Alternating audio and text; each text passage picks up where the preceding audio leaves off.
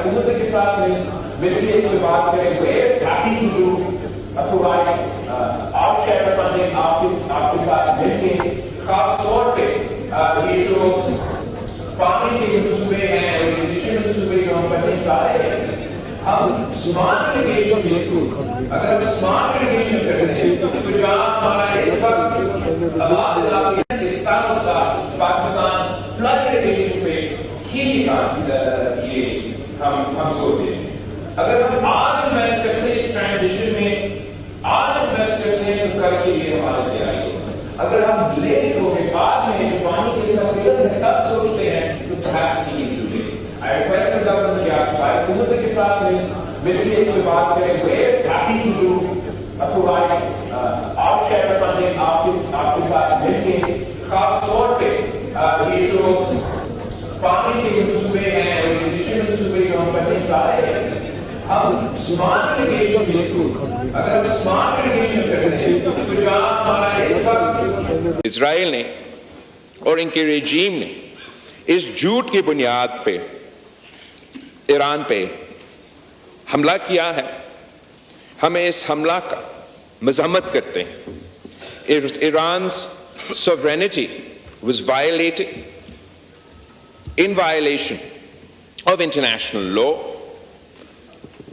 Military leadership was targeted not on the front lines or on a battlefield or in a war room, but while they slept in their homes in apartment buildings, resulting in the loss of not only their lives, but in the loss of lives of the innocent civilians in Iran.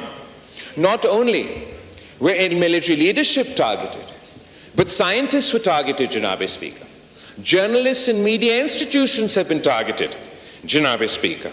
And sabse bharkar, the most egregious attack is that in violation of international law on nuclear facilities. Any attack on a nuclear facility is not just a potential nuclear attack on Iran. For خدا نہ خواستہ اگر اس nuclear facility کو نقصان کے نتیجے میں کوئی leak ہوتا تو وہ اس کا نقصان صرف ایران تک محدود نہیں ہوتا. It would have consequences for all neighboring countries in the region, including Pakistan. تو ہم اس کو سختی سے اس بومنگ کو, اس حملہ کو کا مذمت کرتے ہیں. Yesterday, Janab Speaker, the United States conducted a more expansive attack on Iran's nuclear sites, and the Israeli government is forcing the United States public into a war that the people of the United States do not support, once again based on a lie. The same lie that was peddled before the American public before the Iraq war in 2003. Today it is claimed that Iran is the one with weapons of mass destruction.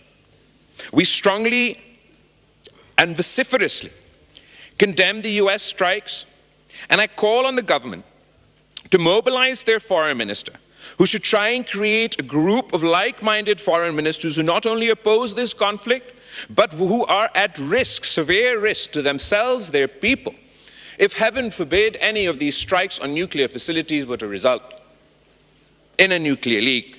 We must emphasize that an attack on nuclear facilities cannot be tolerated under any circumstances.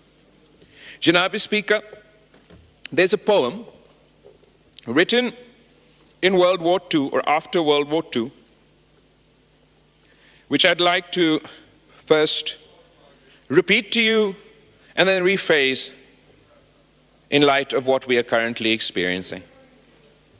First, they came for the socialists, and I did not speak out because I was not a socialist. Then they came for the trade unionists, and I did not speak out because I was not a trade unionist. And then they came for the Jews, and I did not speak out because I was not a Jew. And then they came for me, and there was no one left to speak out. یہ ایک پوم ہے اور جس شخص نے اس پوم کو لکھا وہ پہلے اس رژیم کا نازی رژیم کا ایک حمایتی تھا، پھر کرٹک بنا اور آخر کار اس کو بھی کنسنٹریشن کیمپ میں ڈالا گیا. اس اکتوبر سے لے کے since October last year we've seen a genocidal, apartheid imposing, expansionist regime conduct an ever expanding war which has the potential to drag us all towards World War III. This time first they came for the Palestinians, but the world did not speak out because they weren't Palestinian. Then they came for the Lebanese, but we did not speak out because we were not Lebanese. And then they came for the Yemenis, but we did not speak out because we're not from Yemen. And now they have come for Iran. If we do not speak out, Mr. Speaker, there will be no one left when they come for us. The Israeli regime's aggression across the region must be stopped. We want to see the day where we can all live in peace, and we can only start working towards that peace if the Netanyahu regime is stopped from its illegal war with Iran, forced to abide by the terms of its withdrawal and ceasefire in Lebanon, and end its apartheid and genocide on Palestinian lands. As it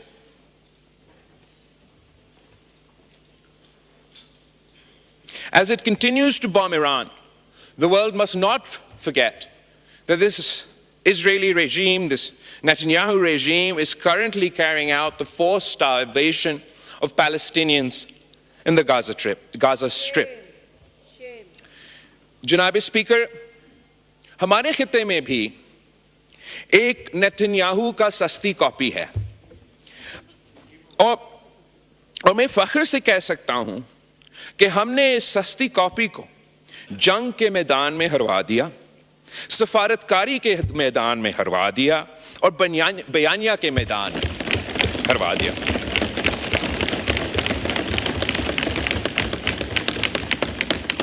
وزیر اعظم صاحب نے اور صدر مملکت نے مجھے اور ہمارے کمیٹی کو ایک اہم ذمہ داری دی، اور ہم فخر کے ساتھ کہہ سکتے ہیں کہ جہاں ہم گئے ہم نے پاکستان کا موقف، پاکستان کا بیانیہ پیش کیا، اور جہاں جہاں ہم پہنچے وہاں پیچھے پیچھے اس سستی کاپی کا بھی نمائندے پہنچے، وہ بھی اپنا ملک کا بیانیہ، اپنا ملک کا موقف لے کر آئے.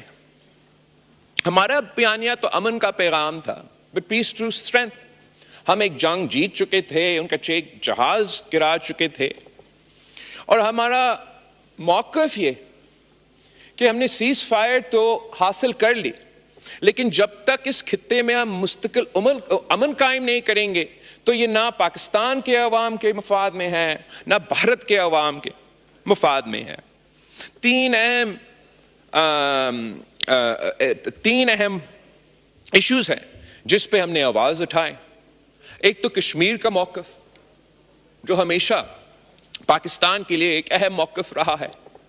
کشمیر کے عوام کے جو امیدیں ہیں، جو ان کا حق ہے، جہاں تک یونائٹڈ نیشنز کی ریزولوشنز کے مطابق، اس پہ نہ صرف ہم نے بات کیے، مگر اگر آپ پچھلے حکومت کا 2019 میں جب کشمیر کا حملہ ہوا اور ان کا وزیر اعظم یہاں کھڑا تھا، میں ادھر بیٹھا تھا، اور ہم سب نے دیکھا کہ اس کی ری ایکشن میں ہمارا وزیر اعظم صاحب نے اس وقت کہا کہ میں کیا کروں، اب کیا چاہتے ہو